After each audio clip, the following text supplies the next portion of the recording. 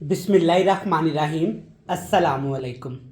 अल्लाह ताला की रहमत, करम, फ़ज़ल और शुक्र के साथ आज की रेसिपी का करते हैं जी आगाज़। मैं हूं इमरान और आप देख रहे हैं इमरान उमर यूट्यूब चैनल। तो दोस्तों, आज मैं आपसे साबुत मसूर बनाने की रेसिपी शेयर करूंगा।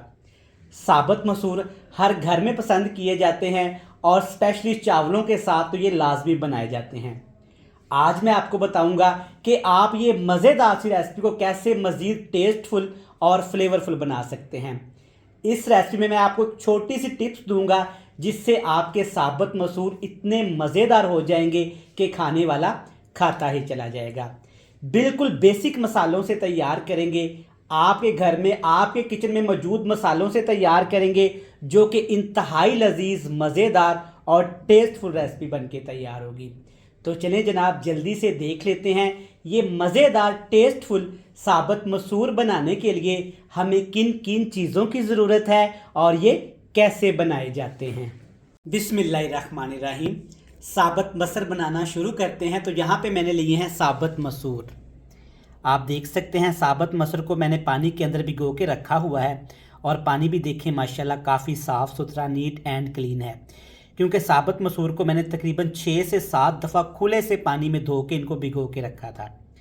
6 घंटे पहले मैंने साबुत मसूर भिगोए थे और आप देख सकते हैं साबुत मसूर माशाल्लाह अच्छे तरीके से फूल चुके हैं। कम से कम आपने साबुत मसूर को 6 घंटे के लिए लाजमी भिगो के रखना है।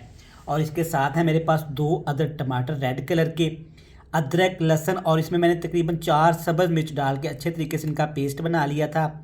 3 अदद लेमन है, एक यहाँ पे मेरे पास फ्रेश वाली लाल मिर्च है, 2 सब्ज़ मिर्च हैं और माशाल्लाह चेक करें सब्ज़ धनिया कितना प्यारा खूबसूरत फ्रेश है, बिल्कुल बारीक काट के गार्निश के लिए भी इस्तेमाल करेंगे और इसको साबुत मसूर के अंदर भी इस्तेमाल करेंगे। तो चलें जी, अब साबुत मसूर बनाना शुरू कर लेते हैं। लें जी, बिस्मिल्लाहिर्रहमानिर्रहीम। साबुत मसूर बनाने के लिए सबसे पहले लेंगे कढ़ाई में 2 गिलास पानी के। पानी को आपने अच्छे तरीके से गर्म कर लेना है।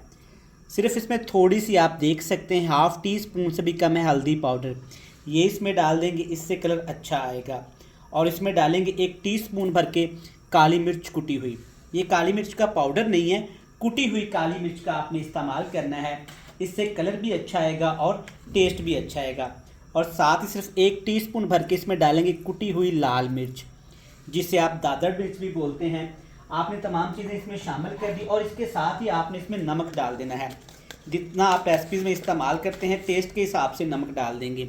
मैं तकरीबन आधा खाने का चम्मच इस्तेमाल करूँगा, आप जितना घर में इस्तेमाल करते हैं शामिल कर सकते हैं।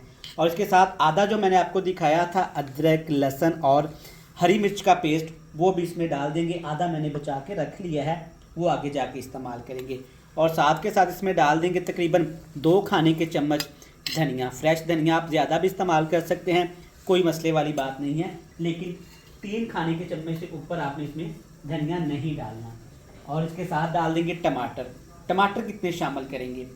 2 टमाटर मैंने लिए थे, तकरीबन 1 टमाटर अभी इसमें शामिल कर देंगे और 1 टमाटर आगे जाके इस्तेमाल करेंगे।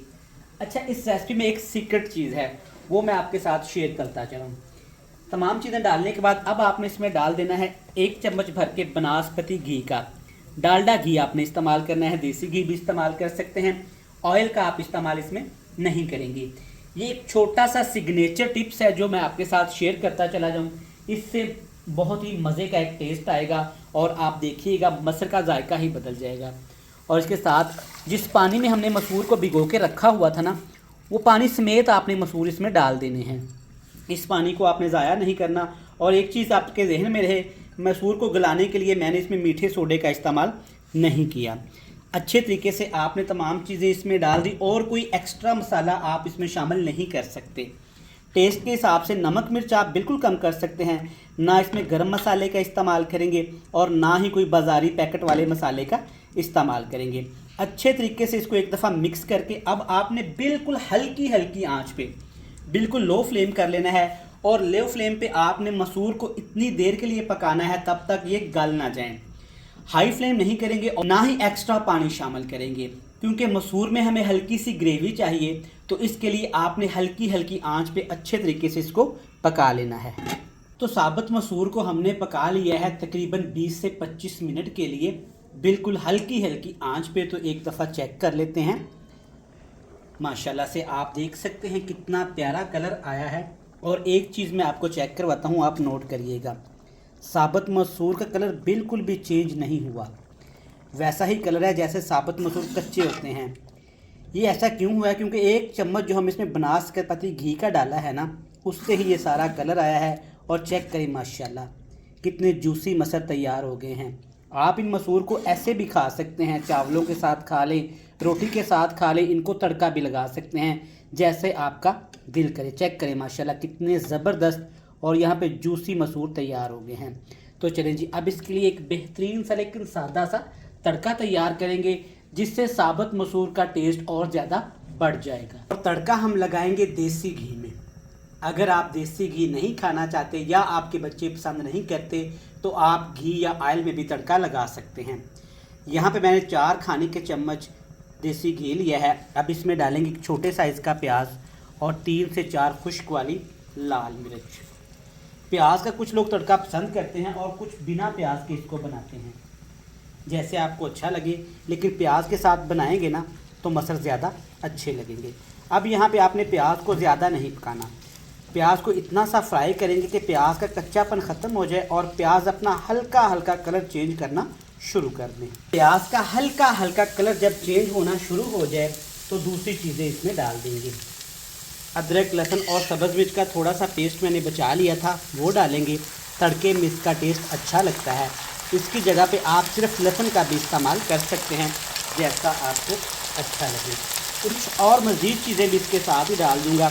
यहाँ पे है मेरे पास लंबाई में कटी हुई अदरक, सब्ज़ मिर्च और 1 खाने का चम्मच ज़ीरा भी है। ज़ीरा बहुत अच्छा सा एक फ्लेवर लेके आएगा और तड़के के ऊपर जब ज़ीरा नज़र आता है ना, तो टेबल पे जब सालन पड़ा होता है ना, तो उसका टेस्ट ही बदल जाता है और ख़ूबसूरत लगता है। 1 से 2 मिनट के लिए इसको फ्राई कर लेंगे ताकि कच्चा जो अदरक लहसुन हमने इस्तेमाल किया है वो अच्छे तरीके से फ्राई हो जाए। उसके बाद ये मज़ेदार सा तड़का डालेंगे अपने साबुत मसूर के अंदर। बेहतरीन सा तड़का डालेंगे। माशाल्लाह देखें कितना प्यारा कलर आया है साबुत मसूर के अंदर। अल्हम्दुलिल्लाह अल्हम्दुलिल्लाह, इतनी प्यारी खुशबू आ रही है ना, यकीन माने दिल कर रहा है कि सारे काम छोड़े और मज़ेदार से मसूर खाना शुरू कर दे। खूबसूरती के लिए मुट्ठी भर के सब्ज़ धनिया भी डालूंगा, जिसको बिल्कुल बारीक काट के अच्छे तरीके से आपने धो लेना है। देखें जी माशाल्लाह बिल्कुल आसानी के साथ हमने सिर्फ थोड़े से वक्त में और घर में मौजूद चीज़ों से मज़ेदार सी रेसिपी तैयार कर ली है। साबुत मसूर वैसे भी सबके फेवरेट होते हैं, इसे चावल के साथ तो स्पेशली बनाया जाता है घरों में, और घरों में ये बहुत पसंद की जाने वाली रेसिपी है। देखें माशाल्लाह बेहतरीन कलर के साथ, सादा सी चीज़ों के साथ मज़ेदार से साबुत मसूर बनके तैयार हो गए हैं। तो मैं उम्मीद करता हूँ कि आपको ये मज़ेदार रेसिपी पसंद आई होगी। रेसिपी अच्छी लगे तो आज आपने चैनल को लाजमी सब्सक्राइब करके बेल आइकन को प्रेस करके फ्रेंड्स एंड फैमिली मेम्बर के साथ शेयर करना है। कल फिर मिलेंगे नई और मज़ेदार सी रेसिपी के साथ। तब तक इमरान उमर को दीजिएगा इजाज़त। ढेर सारा प्यार, दुआओं में रखिएगा याद। अल्लाह हाफिज़।